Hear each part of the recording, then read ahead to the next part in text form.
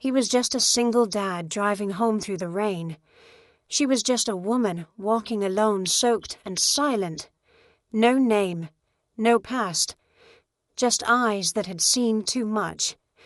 He didn't know that the moment he pulled over to help, he was about to rescue a stranger who once commanded thousands and who had buried her name to survive the weight of it. This isn't a story about war. It's about what happens after. About kindness, redemption, and the quiet power of coming home. If stories of unexpected grace and second chances move your heart, you're in the right place. Subscribe now and stay with us, because this is one story you'll never forget. The rain in Millridge wasn't gentle that November evening. It wasn't the kind that whispered on rooftops or danced on leaves. It fell hard, angry, insistent, and cold. The kind of rain that seemed to want to drive everything and everyone into hiding. Jack Colton wasn't hiding. He sat behind the wheel of his old F-150, the windshield wipers working overtime, groaning like tired bones. The heater coughed out lukewarm air as he sipped gas station coffee and watched the road.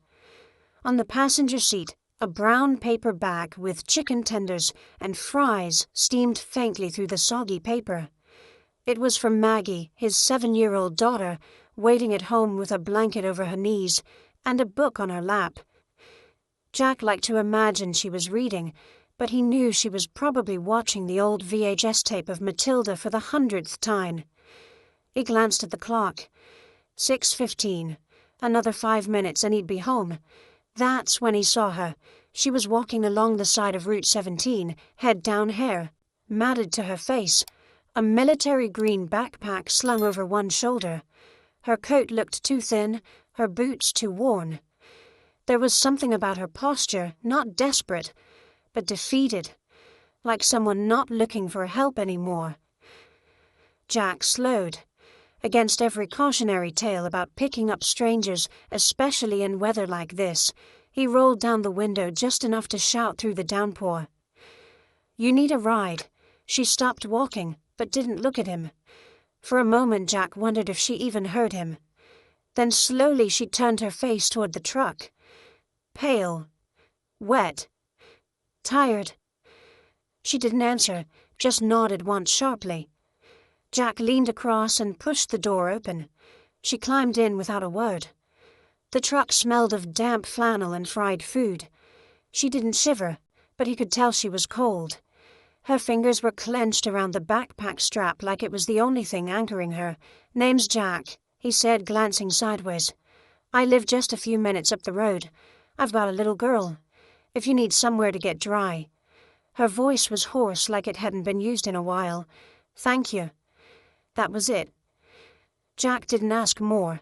He'd seen enough in people's eyes to know when questions would only add weight. They drove in silence. The rain beat down harder, blurring the pine trees that flanked the road. Jack stole glances at her. She looked to be in her early 40s, but that was a guess. There was a stillness in her, a kind of restraint that reminded him of soldiers he'd met while volunteering at the VFW years ago. But she didn't carry herself like someone proud. She looked like someone who'd stepped out of their own story. When they reached his house, Jack pulled into the gravel drive and killed the engine. The porch light was on, casting a warm yellow cone through the darkness. The house was modest, wooden, weathered, but clean. "Home." Maggie opened the door before Jack reached it. "You're late," she said, pouting, then noticed the woman and fell silent. "This is a friend," Jack said carefully. "She got caught in the storm." Maggie blinked her big eyes, studying the woman. "Do you want some cocoa?" The woman hesitated, then nodded. "Yes, thank you." They stepped inside the warmth from the wood stove, embracing them immediately. The woman stood by the door, dripping silently, as Jack fetched a towel and an extra hoodie from the laundry basket. Maggie disappeared into the kitchen, pulling a step stool to reach the cocoa tin. "You can stay in the guest room tonight," Jack said, handing her the towel. "It's not much, but it's dry." "I won't be long," she said, voice barely audible. "Just tonight." Jack didn't argue. While Maggie stirred the cocoa and hummed a made-up song, the woman sat at the edge of the couch unmoving. She didn't take off her boots. She didn't ask questions, but her eyes scanned the room photos on the mantel, the bookshelf, the toy unicorn on the floor. She noticed everything. "What's your name?" Maggie asked, handing her a chipped mug. The woman hesitated, then softly, "Claire." "Hi, Claire." Maggie beamed. "That's a pretty name." Claire smiled barely. It looked like her mouth had forgotten how to do it. Later that night, after Maggie had fallen asleep, curled up next to her dad on the couch, Jack brought out a blanket and pillow. "I'm not going to ask," he said, meeting Claire's gaze. "But if you need to talk, I'll listen." She looked at him for a long moment. Then she said, "I used to be someone. Then I lost that someone. Now, I don't know what's left." Jack didn't reply right away. He unfolded the blanket, placed it on the edge of the couch, and stood. "Well," he said gently, "tonight what's left is cocoa dry socks and a roof that doesn't leak. Let's start there." Claire blinked, then nodded. Outside the rain kept falling, but inside something quiet and invisible began to thaw. The next morning arrived in silence. No bird song, no rustle of wind. Just the hush that follows a heavy snow, blanketing the world in stillness. Jack stood by the kitchen window, hands wrapped around a chipped blue mug, watching flakes drift lazily from the grey sky. The world outside was all white and soft edges, the kind of morning that made time feel slower, like the town had decided to hold its breath. Behind him, the quiet shuffle of footsteps on wood made him turn. Claire stood at the hallway's edge, the hoodie he'd given her hanging loose over her frame. Sleeves covering her hands. Her hair was still damp, falling in tangled waves past her shoulders.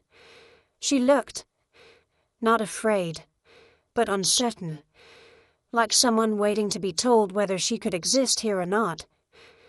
Jack offered a small smile. "Coffee?" She nodded. "Please." He poured her a cup and set it on the table, then slid the sugar toward her without a word. She took one spoonful, stirred once, and sipped. Her fingers trembled slightly. "I didn't hear you come down," he said, breaking the hush. "I used to move quietly," she replied. "It's a habit." Jack didn't press. Habits in his experience always came from one of two places, discipline or trauma. Or both. "Did you sleep okay?" Claire paused. "I stayed awake, not because of the house, just... It's been a while since I slept somewhere warm." Jack nodded, filing that quietly away. "Where's your daughter?" "Still out," he said, glancing at the hallway. "Saturdays she sleeps in like it's a sport." Claire looked down at her cup. "She's sweet. Reminds me of someone I used to know." "You have kids?" "No," she said quickly then. After a beat, I don't think I'd have been good at it. Jack tilted his head. "You were good with her." She gave a small, tight smile that didn't quite reach her eyes. "That's different." Jack let the silence stretch, comfortable with not filling it. Instead, he grabbed a pan and cracked 2 eggs into it. Claire watched him cook her eyes, following the motion of his hands with quiet intensity, like she was studying him, or perhaps like she hadn't seen something this normal in a very long time. "Do you always take in strangers?" she asked finally. "Nope," Jack said, flipping the eggs. "Just the ones walking through freezing rain with nothing but a backpack and an expression that says they've forgotten how to ask for help." Claire exhaled a laugh. Soft. Dry. Real. "That's oddly specific," she said. Jack grinned. "It's been a weird week." He plated the eggs with toast and set the dish in front of her. She stared at it for a second, then picked up the fork, holding it like she wasn't quite sure it would stay in her hand. Jack sat across from her, sipping his coffee while she ate in silence. After a while, her shoulders relaxed. Not completely, but enough. Maggie eventually stumbled in, wearing mismatched pajamas, hair wild with sleep. She stopped when she saw Claire blinked, then climbed onto Jack's lap, like it was the most natural thing in the world. "Is she still here?" Maggie asked, whispering like Claire couldn't hear. "Yes, sweetheart," Jack said. "She's having breakfast." Maggie turned to Claire. "I have a pink sweater you can borrow. It's fuzzy and smells like peppermint." Claire smiled. "I'd like that." And just like that, the morning softened. After breakfast, Jack cleared the dishes, while Maggie showed Claire her drawing book, sketches of ponies, spaceships, and one oddly specific version of a pirate cat with a telescope. Claire listened, asked questions, and laughed, really laughed for the first time since arriving. Jack watched from the kitchen, something tugging deep in his chest. She fit in somehow. Not like a missing puzzle piece, they weren't missing anything. More like someone who had stepped into a picture they didn't know they belonged in. That afternoon, Jack went to the shed to split firewood. The storm had knocked down a few branches, and the cold had set in early this year. He wasn't gone long, maybe 20 minutes. But when he returned, he found Claire sitting on the porch steps, arms wrapped around her knees, staring out at the trees. She didn't turn when he approached. "Everything okay? I don't remember the last time I sat still," she said quietly. "No weapons. No uniform. No decisions to make." Jack sat down beside her. "You don't have to tell me who you are," he said. "But if you ever feel like remembering, this porch is a good place for it." Claire didn't reply. Her eyes stayed on the tree line, but her voice, when it came, was barely a whisper. "I used to be someone who made very big decisions, the kind that put people in danger. I thought I was strong. But the last decision I made cost people their lives." Jack didn't flinch, didn't ask for details, just let her speak. "I walked away," she said. "Left everything. My name, my past. I didn't know where I was going, only that I couldn't stay where I was. And now," she finally looked at him, "now I'm sitting on a stranger's porch drinking coffee and pretending I remember how to be human." Jack gave a soft, understanding smile. "You're doing better than most." Claire looked away quickly, but not before he saw something flicker in her eyes. Relief. Or maybe disbelief. Later that night, after Maggie went to bed and the fire in the stove burned low, Claire lingered in the living room. Jack handed her another cup of tea and asked, "Want to stay one more night?" She hesitated, then, with the smallest nod, said, "Yes. Just one more."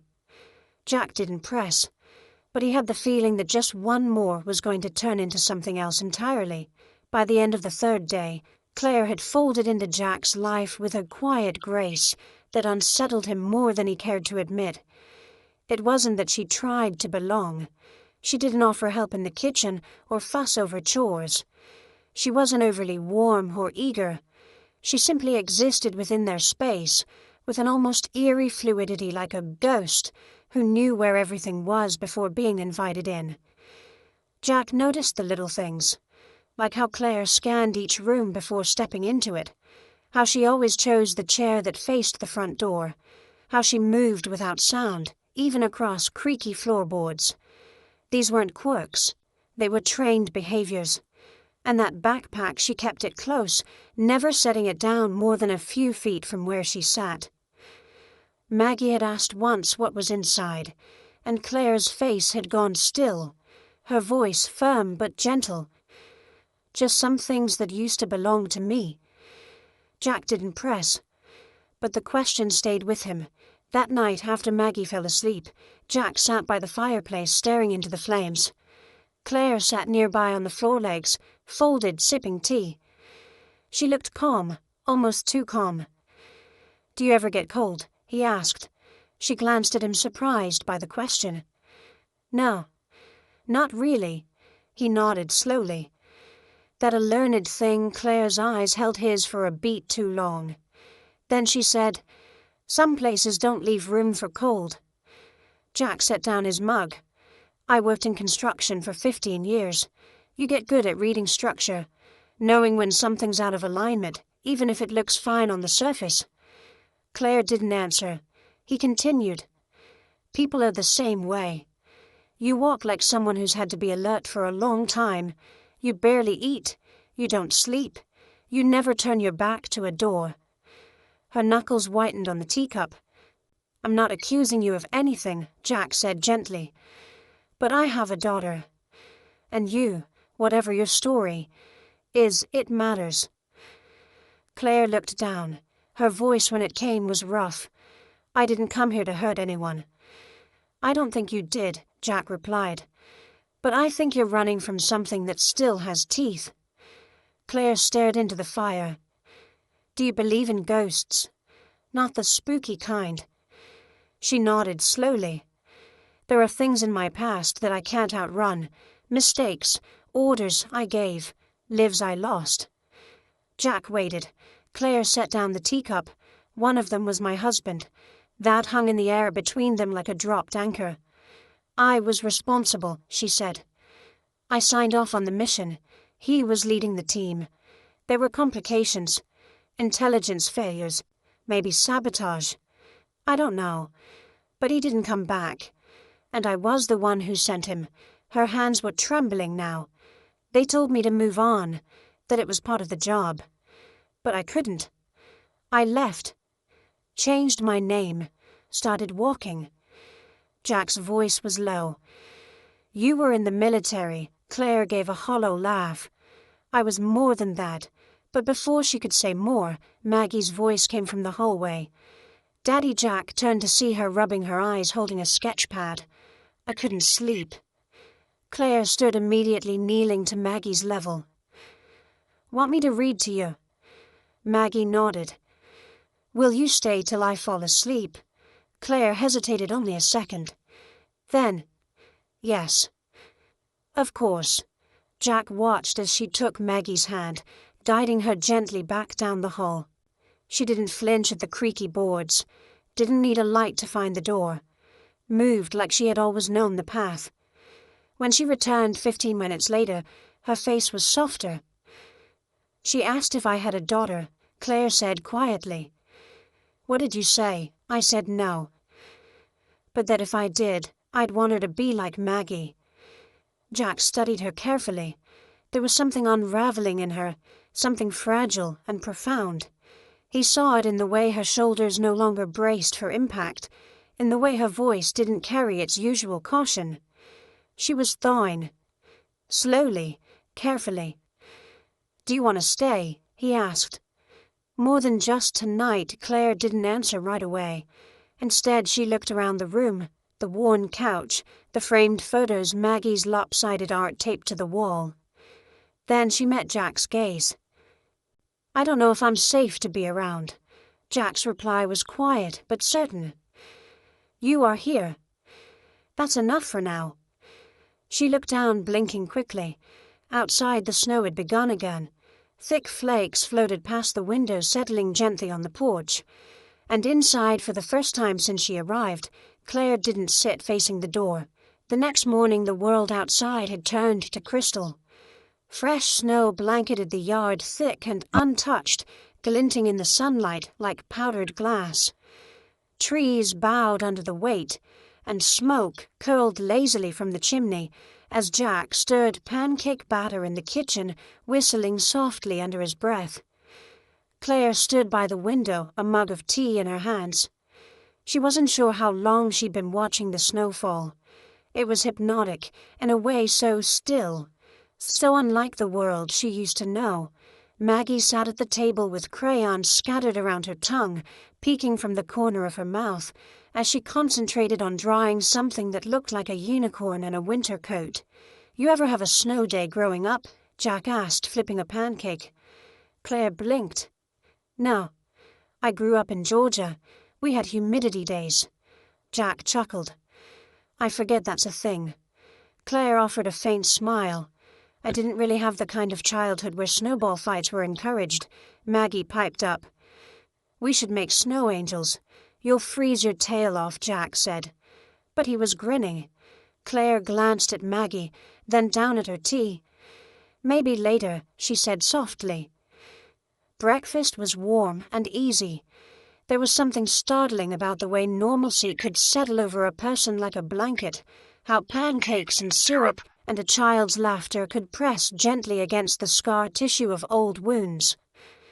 After they ate, Jack headed to the woodshed to split more firewood. Claire offered to help, but he waved her off. "You stay inside and help Maggie build snow forts in the living room," he said, pulling on his gloves. "I've got this." Claire hesitated, but nodded. Inside, Maggie had turned the couch cushions into makeshift battlements and was loading a sock cannon. Claire watched her for a long time, smiling despite herself. "Can you make it snow inside the fort?" Maggie asked. "No," Claire replied. "But I can build a better roof." They worked together for nearly an hour, constructing tunnels of pillows and tunnels with blankets. Claire found herself laughing genuine, unguarded laughter. Maggie's joy was infectious, her imagination wild and boundless. When Maggie curled up inside the fort and announced she was going to take a winter nap, Claire stepped away quietly and headed to the hallway, drawn to the closed door at the end. The guest room. Her room. She stepped inside and closed the door behind her. The room was simple bare walls, a dresser with a chipped mirror, and a single bed with a faded quilt. Her backpack sat in the corner like a silent witness. Claire sat on the edge of the bed and reached for it. Her fingers hesitated at the zipper. Then slowly, deliberately, she opened it. Inside was what you might expect from someone traveling light: a change of clothes, a battered notebook, a worn photo of a man in uniform. Daniel, and beneath that, wrapped in an old t-shirt, a small box. Black. Heavy. She opened it. A military ID, a set of medals, a silver dog tag, and at the bottom, a single sheet of paper creased yellowing with one word typed at the top in bold, confidential. Claire stared at the paper for a long time before folding it back and setting the box down. The truth was she'd carried it, not because she needed to remember, but because she was afraid to forget. Her breath caught. She closed her eyes and pressed her hand to her chest. A knock on the door made her jump. Claire Jack's voice. She shoved the box back into the bag and zipped it quickly, standing as he opened the door. He paused when he saw her face. "You okay?" Claire nodded, though she knew it wasn't convincing. "I was just..." She gestured vaguely at the window. "The snow's beautiful." Jack stepped inside, arms full of wood. "It's going to get colder tonight. We might lose power." "I can start a fire," Claire said automatically. "Small logs first. Dry. Open the damper. Let the draft catch." Jack raised an eyebrow. "That's pretty specific." Claire exhaled through her nose. "Some things stay with you." He set down the wood and looked at her. Really looked at her. "You were someone important, weren't you?" Claire didn't answer. Instead, she crossed to the backpack, opened it, and held out the military ID. Jack took it slowly. His eyes scanned the name, Grace Marion E. His mouth worked around the words. "You were a general." Claire nodded. "Yes." He looked up stunned. "You told me you were just someone who used to make decisions." "I did. And some of them cost lives, including my husband's." Jack held her gaze. "I didn't leave because I was ashamed of being a soldier," she said. "I left because I didn't recognize the person I'd become. I couldn't live with the silence that followed the gunfire." For a moment, neither of them spoke. Then Jack said quietly, "You're not that person anymore." Claire looked away. A name tag doesn't come off just because you change zip codes. "No," he agreed. "But people do." He handed the ID back. "You want to keep hiding, that's your choice. But just so you know, Maggie thinks you're magic." Claire blinked, caught off guard. "And I'm starting to agree with her." Outside, the wind picked up, rattling the windows softly. Inside, Claire placed the ID back in the bag, zipped it up, and turned toward Jack. "Thank you," she said. He smiled. "Any time, General." She winced. "Too soon." She nodded. He grinned. "All right then. Claire it is." And for the first time she felt like the name might actually belong to her. Claire didn't go into town often. She said it was because she didn't want to be a burden, didn't need much. But Jack suspected it was more than that. There was something in the way her eyes flickered toward every parked car, how she avoided standing in line, how she scanned a room without ever moving her head. She wasn't afraid exactly. She was prepared, like someone trained to anticipate danger. But on the following Saturday, when Maggie begged to go into town for the Christmas market, Claire surprised them both by saying, "I'll come too." Jack raised an eyebrow, but didn't push. Instead, he helped Maggie into her puffy coat, handed Claire a wool scarf, and drove them the 10 minutes down the winding mountain road into Millridge. The town square was alive with colour, twinkle lights strung from lampposts, garlands in shop windows, the smell of cinnamon and roasted nuts drifting through the air. Carolers sang near the courthouse steps, slightly off-key, but full of joy. Maggie bounced between booths, dragging Claire by the hand, pointing out every ornament and handmade toy. Claire followed, smiling more openly than Jack had ever seen. She even bought a small wooden star for Maggie, who declared it the luckiest one. They were laughing over hot cider when it happened. A man in uniform, army fatigues decorated with a few modest pins, stepped out of the hardware store. He was middle-aged, stocky with a limp that suggested an old injury. He carried a small bag of screws and duct tape. At first Claire didn't notice him, but he noticed her. He froze mid-step, his eyes locked on her face, confusion flooding his features. Then came something else: recognition. Shock. Claire turned cider in hand and met his stare. Time seemed to stop. He dropped the bag. It hit the ground with a metallic clatter. "Ma'am," he said hoarsely.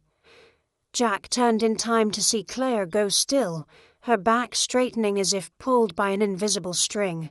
The cup in her hand trembled. "Ma'am," the man said again, louder now.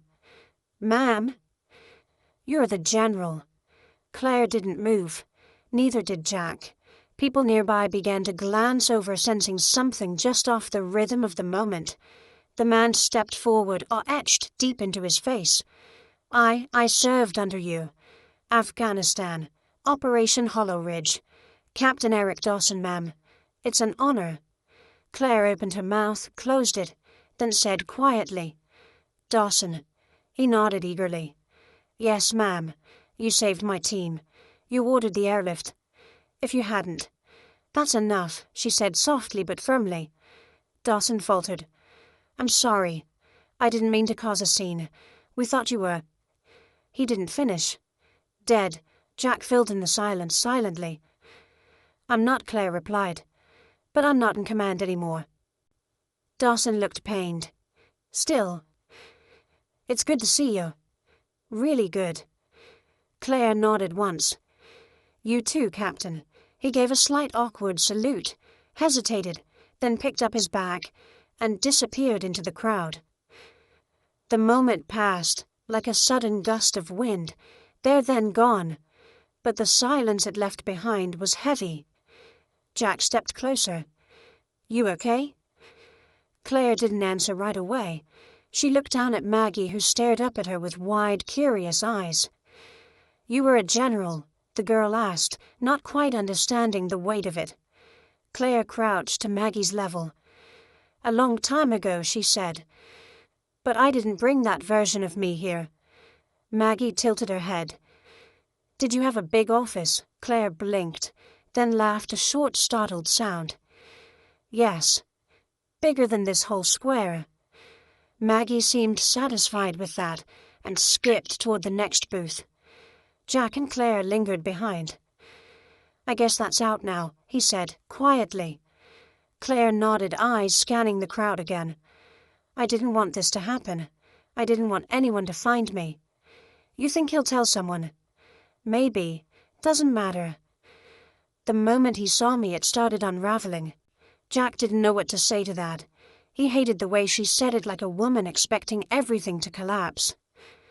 "You know," he said back there when he said your name. "You didn't run." Claire looked at him. Her expression was unreadable, but her voice was low, steady. "I wanted to, but Maggie was watching."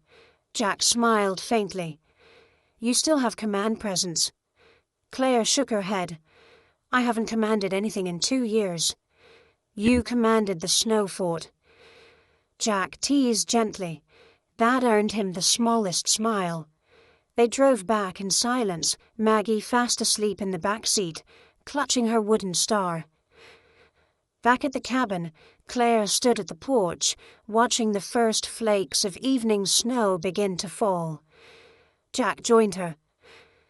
"I can leave," she said suddenly. "Tomorrow. It might be safer." "For who?" Jack asked. "For you. For Maggie. For me." He looked at her for a long moment. "You think the people who need protecting are out there?" She didn't answer. He took a breath. "You don't have to run anymore. Maybe the person you used to be, General Marion Grace, did. But Claire, she fits here." Claire's eyes shone, but no tears fell. "I'm not sure who I am now." Jack nodded. "Then stay and figure it out." She looked up at the sky where snow began to dust her shoulders, and for the first time she didn't flinch at the weight of her own name. That night, the wind howled like a wounded thing.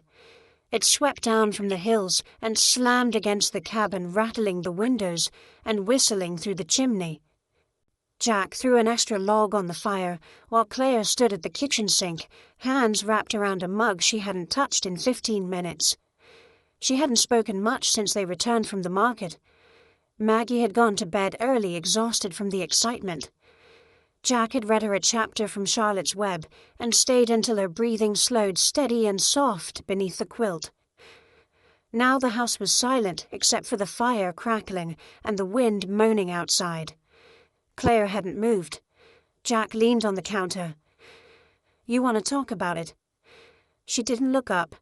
"What's left to say?" He kept his voice gentle. "You've been running for 2 years. Dawson recognizing you. Maybe that was the universe telling you it's time to stop." Claire finally turned. Her face was unreadable. "Do you know what it's like to wake up every day and forget who you used to be? Just enough to get through it," she said quietly. "To look in the mirror and hope the person staring back doesn't remember either." Jack didn't answer. She set the mug down carefully. "I buried that name. Marion Grace. I buried it because it hurt too much to carry."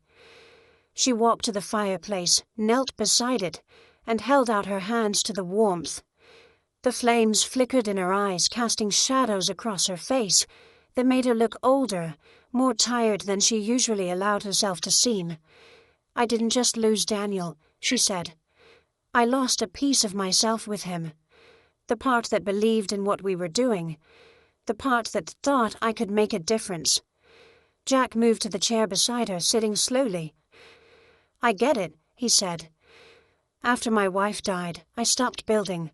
For years. Couldn't pick up a hammer without feeling like I was cheating time." Claire looked at him. "How did you start again?" He smiled faintly. "Maggie. She asked me to build her a treehouse.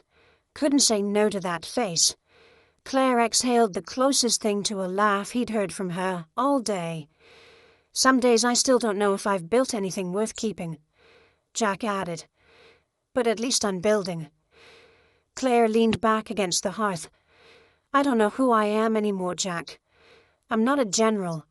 I'm not a wife. I'm not even sure I'm a person." "You're Claire," he said simply. "That's enough for me." She closed her eyes. When she opened them again, they were glassy but dry. "You don't know the things I've done," she said. "I signed orders that sent men into traps. I negotiated with people I knew were lying. I made peace with loss because I had to, until it came home in a flag-draped box." Jack didn't flinch. He didn't look away. Do you think you're the only one who's made mistakes? He said softly. You think you're the only one who's broken and still trying to show up for life anyway? Claire looked down. Her hands had curled into fists in her lap. I can't go back, she whispered. Good, Jack replied. Because maybe going back isn't what you need. Maybe you need to go forward. She looked at him. Really looked at him. There was something in his eyes, steady, unflinching, the kind of presence that didn't demand anything, but gave you the space to be honest. Claire leaned back against the brick, her shoulders finally slumping. I was supposed to take command of the Pacific Division, she said. They were grooming me for it before everything went south. I would have had thousands of lives under my oversight. Jack whistled. That's a hell of a weight. It was, she nodded. And when Daniel died, I felt it all collapse. Not just the system, but me. I couldn't tell anyone how broken I was. Generals don't get to break. She paused. So I broke in silence, and then I walked away. Jack nodded slowly. And you ended up here. Claire looked around the small living room, framed pictures of Maggie's messy crayon art, a knitted throw blanket, books stacked sideways on the shelf. A home, not a bunker, not a headquarters, just a home. I didn't expect to be seen here, she said. But you saw me before you knew who I was. Jack smiled. Sometimes it's easier to see a person when they're not wearing all their armor. Silence stretched again. Not heavy, not empty, just full of what didn't need to be said. Claire stood, then reached for her backpack in the corner. She unzipped it, pulled out the small black box again, and this time she set it on the coffee table. Jack opened it slowly. He stared at the medals, the dog tags, the photo of Claire standing beside her husband, both in uniform, both young and fierce and full of belief. He looked up at her. She said, That's who I was. And this, Jack gestured around them. This is who you are. Claire nodded. Not with certainty, but with something close. Maybe peace, maybe beginning. And in that quiet, for the first time in 2 years, she let herself believe she wasn't just surviving. She might be starting to live again. Winter settled over Millridge like a thick wool blanket, soft, persistent, and inescapably present. Snow covered the hills in gentle drifts. The old pine trees along the edge of Jack's property stood frozen in place, as if holding their breath. And inside the cabin, where warmth flickered from the wood stove and the scent of cinnamon lingered from Maggie's weekend baking attempt, something quieter had begun to thaw. Claire moved through the house like she belonged there now.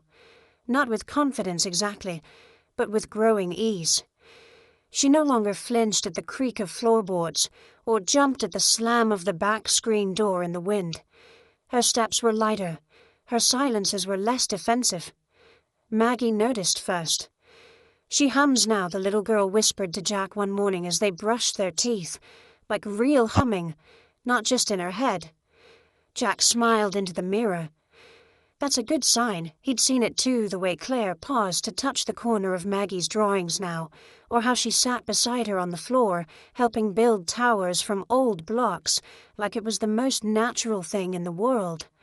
She'd even started cooking again, albeit simply oatmeal with dried fruit, scrambled eggs with thyme. She cooked like a soldier, efficient, clean, no waste. But still, it was something. One evening after a long day of shoveling snow from the driveway and splitting firewood, Jack found Claire sitting on the porch, wrapped in an old quilt, sipping tea, as Maggie built snowmen with carrots stolen from the fridge. He sat beside her, letting the quiet settle. You ever think, Claire said softly, that some places heal you just by being quiet enough to let you hear your own thoughts again? Jack looked out at the yard, where Maggie had just stuck a pink scarf around her lopsided snowman. Yeah, he said. I'd think about that every day since you showed up. Claire chuckled under her breath. Do you miss it? He asked. The uniform, the command, the clarity, knowing your role. Claire didn't answer right away. "I miss being certain," she said at last. "I miss waking up and knowing exactly what I had to do. Orders were clean, simple. Consequences were measurable." She sipped her tea. "But I don't miss the silence afterward. The weight of decisions when the room clears out and you're the one left staring at the report."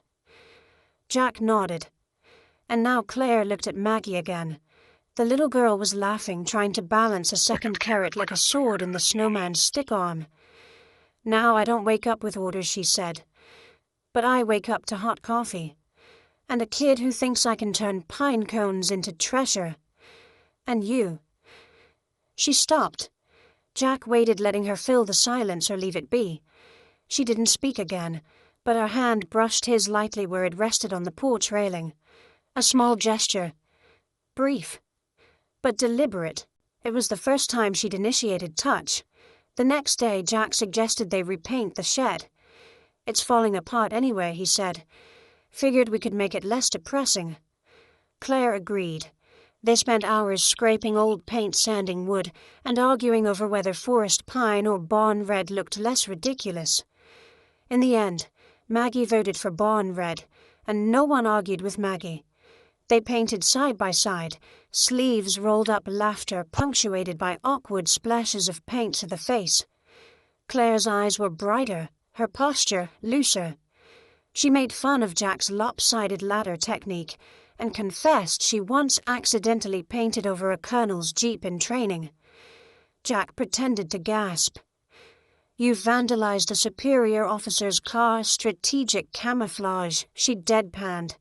He laughed so hard he nearly tipped the paint can. By the time the sun dipped behind the hills, the shed gleamed in deep red, proud and a little crooked. Maggie declared it the best thing since firewood, and Claire carved her initials in the back corner next to Jack's.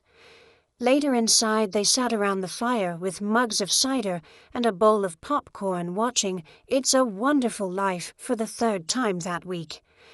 "I like this movie," Maggie said through a mouthful. "It's about remembering you matter even when you forget." Claire looked at Jack. He met her gaze, nodded slowly. After Maggie went to bed, Jack lingered by the fire, feeding the flames, with pine cones Claire had collected that morning. She sat beside him, silent. "I've been thinking about staying," she said, finally. He looked at her. "Yeah," she nodded. "Not forever. Maybe not even for long. But long enough to figure out who I am when I'm not running." Jack reached for her hand. She didn't pull away. "I'd like that," he said. She leaned her head against his shoulder. "Me too." And for the first time, she didn't feel like a visitor in this house. She felt like someone coming home. The knock came just past dusk. It was sharp, measured 3 firm raps against the wood of the front door. Not urgent, not angry, just precise. The kind of knock that didn't belong to a neighbor borrowing sugar or a kid selling raffle tickets. Claire froze mid-step, halfway between the kitchen and the living room, her hand still holding the dish towel. Jack looked up from where he sat beside the fire book in hand. Maggie was in her room, humming softly, coloring. Claire's eyes met his. Another knock. Jack stood slowly, setting the book aside. "You expecting someone?" he asked, already knowing the answer. She shook her head once. Jack moved to the door, peered through the side window. His shoulders tensed. "Military," he said, voice low. Claire closed her eyes. Jack opened the door. 2 officers stood on the porch, both in dress blues, the gold buttons glinting under the porch light. A woman in her 40s, stern, precise, and a younger man with closely cropped hair and a tablet in his hand. The woman spoke first. "We're looking for Marion Grace." Jack didn't move. "She's not here." But Claire had already stepped into view. "It's okay," she said. Voice steady. "I'm her." The woman inclined her head. "General Grace. I'm Colonel Dana Ashford, JAG Corps. This is Lieutenant Ross. May we come in?" Jack looked at Claire. She nodded once. The officers entered with polite formality, removing their hats, brushing snow from their shoulders. Jack offered them the couch, but both remained standing. "We won't take much of your time," Ashford said. "You're aware of the renewed investigation into Operation Iron Veil." Claire's face remained unreadable. "I heard rumors. No formal summons." "Consider this it," the colonel replied. "The Office of Military Justice reopened the case 6 weeks ago. New intelligence surfaced. Testimonies, documents suggesting your final order may have been tampered with." Claire's breath caught, but she said nothing. Ashford continued. "Your presence is required at a classified tribunal in D.C. You're not under arrest, but your participation is essential." Jack stepped forward. "She left all that behind." "She's not." "I appreciate your concern," Ashford said, eyes flicking to him. "But this isn't optional." Claire raised a hand gently. "Jack." He stopped. She turned to Ashford. "When 2 days. We've arranged transport. You'll be briefed en route." Claire nodded slowly. "I'll come." Ashford studied her. "You understand the risks, the pressure. If you testify, you may be forced to confront actions that weren't yours to begin with." Claire's voice didn't waver. "Maybe it's time someone did." Ashford gave a tight nod. "We'll be back at 600. She turned, stepped into the snow, and disappeared into the darkness with Ross close behind. The door shut behind them like a gavel falling. Jack turned to Claire. "You don't have to do this." "Yes," she said quietly. "I do." He searched her face. "They'll tear you apart. Use you to protect the people who gave the order and ran." "I know." He stepped closer. "So why?" She looked up at him, and in her eyes he saw it not fear, but clarity. "Because Maggie asked me once if I ever told the truth when it was hard, and I told her yes." She paused. "It's time I lived up to that." Jack exhaled slowly. "Then I'm coming with you." Claire blinked. "But I'm not letting you walk back into hell alone."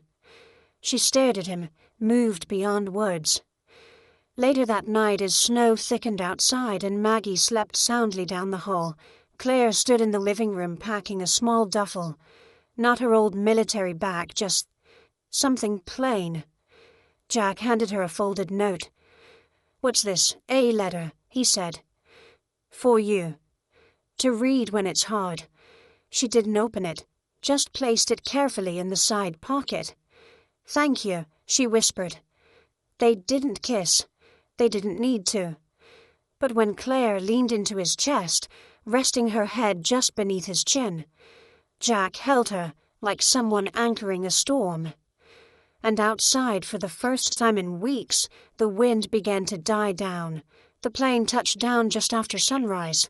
Claire hadn't slept. Not on the flight, not the night before. The city skyline greeted them with hard angles and muted grey light, a stark contrast to the soft snow of Millridge. This place didn't cradle you. It calculated your worth. Jack sat beside her, silent, steady. He hadn't said much during the flight, but his presence had been unwavering. No questions, no lectures, just calm. They were met at the gate by 2 uniformed escorts. Jack was directed to a waiting area. Claire was led through a maze of corridors, security checkpoints, and quiet stairs, some curious, others cutting. Finally, she entered a wood-paneled chamber with a long table, a microphone, and 5 officers seated across from her. Flags lined the back wall. Everything smelled of old paper and power. "General Grace," a voice called. Claire straightened. The woman at the center, Major General Lorraine Tate, gestured toward the empty seat. "Thank you for appearing on such short notice." Claire nodded and sat. Tate continued. "This is not a criminal proceeding. You are not on trial. However, your testimony may determine the responsibility behind the failures of Operation Iron Veil." Claire met her gaze. "Understood." Another officer, a legal advisor, leaned forward. General, in March of 2021, you authorized a covert extraction in northern Syria. The mission failed. 6 American lives were lost, including your husband, Lieutenant Colonel Daniel Grace. Is that correct? Yes. At the time, you accepted full accountability. I did. The officer slid a folder across the table. New evidence suggests your final order was altered. Communications logs indicate a possible override from an encrypted external command source. Claire didn't flinch. I suspected as much. Tate raised an eyebrow. You did not report this suspicion. No, Claire admitted, because I knew where it would lead. The room fell silent. Another general spoke. To whom exactly did you believe it would lead? Claire's fingers tightened around the edge of the table. To people above my rank, people with influence, people who wouldn't hesitate to protect their own legacy at the cost of mine. And yet, you left the army. Tate said, without protest, without defense. Claire nodded once. Because I was tired of fighting the wrong battles. The legal advisor leaned in. Then why come now? Claire reached into her coat pocket, pulled out Jack's folded letter. She didn't read it, just held it in her hand. Because I found a reason, she said. A child. A man. A home where no one cared about stars on a shoulder or ribbons on a chest. They cared about honesty, about being the kind of person you want a child to believe in. She placed the letter gently on the table.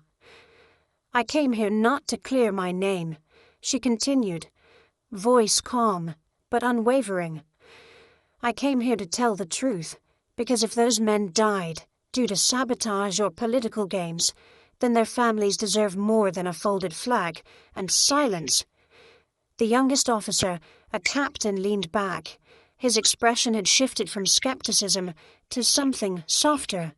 Respect, maybe. Tate spoke again. General, if we pursue this line of inquiry, you may be asked to testify publicly. You could be drawn back into the spotlight. Are you prepared for that? Claire thought of Maggie's drawings on the wall, of Jack brushing snow from her shoulder, of mornings with no uniform, no orders, just coffee and quiet. No, she said. But I'm ready. Tate nodded. Your courage is noted. The session ended without applause, without ceremony. But as Claire stood to leave, the young captain rose quietly and offered her a salute.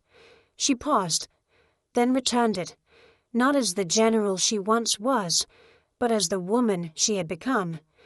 Jack met her outside the chamber. He saw the steel in her shoulders and the wetness at the corners of her eyes. He didn't ask what happened. She just leaned into him, exhaled, and whispered. I told the truth. Jack held her a little tighter. Then no matter what they decide, you've already won. The snow was gone by the time they landed back in Colorado. Spring had begun its slow approach, bringing with it the smell of thawed earth and the delicate pink blossoms of wild plum trees along the highway. Jack drove with one hand on the wheel and the other resting on the center console, fingers loosely intertwined with Claire's. Neither had said much since leaving Washington. The tribunal had lasted 2 more days. Testimonies, documents, cross-examinations. When it was over, Claire was cleared fully publicly. The investigation concluded that her original order had been modified without her consent by a senior official who had since retired quietly with honors. The media exploded. Articles with headlines like "The General Who Walked Away" and "Grace Redeemed" spread across national news. Offers came in interviews, books, a documentary. Some called her brave, others political. But Claire didn't read a word. The only thing she had wanted was silence. And now, as Jack's truck wound its way back up the mountain toward Millridge, silence was exactly what the landscape offered. He pulled into the driveway. The cabin stood just as they had left it, weathered, welcoming, and entirely unchanged. Claire stepped out and closed her eyes. The air was clean here. Not sterile like a tribunal room, not electric like a press briefing. Just clean. Maggie burst out the front door before they could reach the steps. "You're back, you're back." Claire knelt and the girl wrapped her arms around her neck, squeezing tightly. "I missed you," Maggie whispered. "I missed you too," Claire replied, her voice catching slightly. Jack watched from the porch, hands in his pockets. There was something in Claire's face he hadn't seen before, not just peace, but clarity. A woman who had carried the weight of command, then grief, and now choice. That night after dinner, Claire stepped outside while Jack cleaned up. She stood at the edge of the porch, looking out over the woods, the trees swaying gently in the wind, like they were breathing. Jack joined her a moment later. "They called again today," he said. "Pentagon. Asked if you'd consider a return. Strategic advisory position. Flexible. Mostly remote." Claire didn't turn around. "I know," she said. "They called me too." Jack waited. She finally faced him. "I'm not going back. You sure?" "Yes." He studied her face. "Why?" She took a breath. "Because I don't want to live in a world where my worth is measured by how much I can carry. I want to live in one where I can set things down." She smiled, faint and certain. "I've carried enough, Jack." He nodded. "I figured you'd say that." "Yeah, I already turned them down for you." Claire blinked. "You what?" Jack shrugged. "They said advisory. I advised." She laughed. The sound was real rich, unburdened. "I want to teach," she said suddenly. "Maybe history, maybe ethics. I don't know yet. But I want to help people understand that the cost of war isn't just numbers or medals. It's people." Jack took her hand. "You'll be amazing," he said. She squeezed his fingers. "I don't need to be amazing. I just need to be useful." The next morning, Claire walked into the local high school and filled out a volunteer application. 2 weeks later, she began teaching a weekly seminar, Voices from the Field, What They Don't Tell You About Leadership. Students were hesitant at first, then enthralled. She didn't talk about battles. She talked about decisions, doubt, the weight of silence in a commander's tent, and always the responsibility of being the one who says go. Jack visited once, sitting quietly in the back. After class, a student whispered, "She makes me want to be better. Not tougher, just better." That night, Jack told her. She didn't cry, but she touched his cheek with a reverence that said she heard every word. Spring turned to summer. Claire stayed, not because she had nowhere else to go, but because she'd finally found the only place she wanted to be. It started with a mailbox. Jack had been meaning to replace it for years, a rusty old thing, bent at an awkward angle, its red flag long broken, and now held on by duct tape. But it still worked, and in Millridge, that was usually enough. But on a breezy April morning, Claire stood by the fence, holding a wooden sign freshly painted in white. Her fingers were stained with the color, and there was a dot of blue on her cheek she hadn't noticed. Jack walked up behind her, hands in his pockets. "What's that?" Claire turned the sign so he could read it. "Grace Colton Jack's Heart Caught.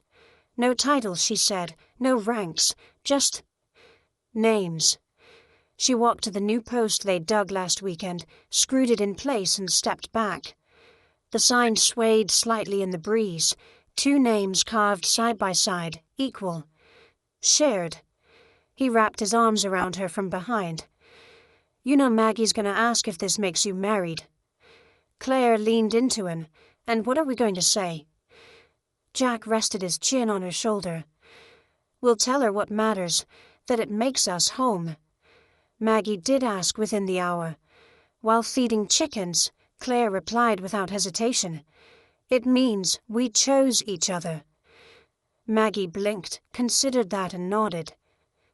"Okay." That evening, as twilight stretched across the valley and fireflies began their quiet dances among the grass, Claire sat on the porch, swing her arm draped across the backrest, watching Maggie chase glowing bugs with a mason jar in wild laughter. She felt Jack's hand slip into hers. "I never thought I'd see you here," he said. "We're alive. Whole. Laughing at lightning bugs." Claire smiled. "I never thought I'd be this person. And now I think she said I was always meant to become her. I just had to break first." They sat in silence, the kind that didn't need filling.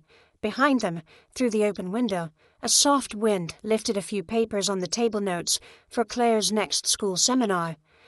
She'd started working with veterans too, hosting quiet coffee hours, where no one had to explain why certain sounds made them flinch. Healing, she had learned, wasn't linear. It didn't arrive all at once or stay in perfect shape. It showed up in moments, small, hard-earned, precious, like a child's drawing taped to the fridge, like laughter in a home once filled with silence, like love blooming after grief. One afternoon, weeks later, Claire stood at the front of her last seminar for the school year. The students, 18 of them, watched her with that quiet, curious reverence reserved for someone who had seen something and returned to tell the truth about it. She picked up a piece of chalk, wrote on the board. "Leadership is not about commanding, it's about carrying." Then she turned and smiled. "In this room, you don't have to carry alone." That night, Jack found her in the garden pulling weeds with her sleeves rolled and hair tied back in a messy knot. "You've got dirt on your forehead," he said. She smirked. "Earned it." He held out a small box. She raised an eyebrow. "This better not be what I think it is." He opened it. Inside was a ring, not gold or flashy, just a simple band made of polished wood and silver. "It's not a proposal," he said. "It's a promise. That I see you. That I'm not going anywhere." Claire stared at the ring for a long time. Then, without a word, she slipped it on. Later that night, Maggie declared they were now officially unofficial and made them dance in the living room to a Frank Sinatra record with the volume turned too high. Claire danced barefoot laughing, and Jack spun her once then twice, like she weighed nothing at all. When the music faded, Claire stepped out onto the porch. She looked up at the stars. No uniform, no rank, no battles left to fight. Just a name, a home, a second chance. She whispered to the night air, to the past that still lingered in old shadows. "I made it back." And for the first time in years, the silence inside her answered, "Welcome home. We'd love to know where are you watching from. Drop a comment and share your thoughts with us. Your stories, your reflections, they mean more than you know." If this story touched your heart, we invite you to subscribe to our channel. There's always a seat here for those who still believe in kindness and second chances and in the quiet miracles that change lives. Thank you for spending time with us today. From our hearts to yours, we're so glad you're here.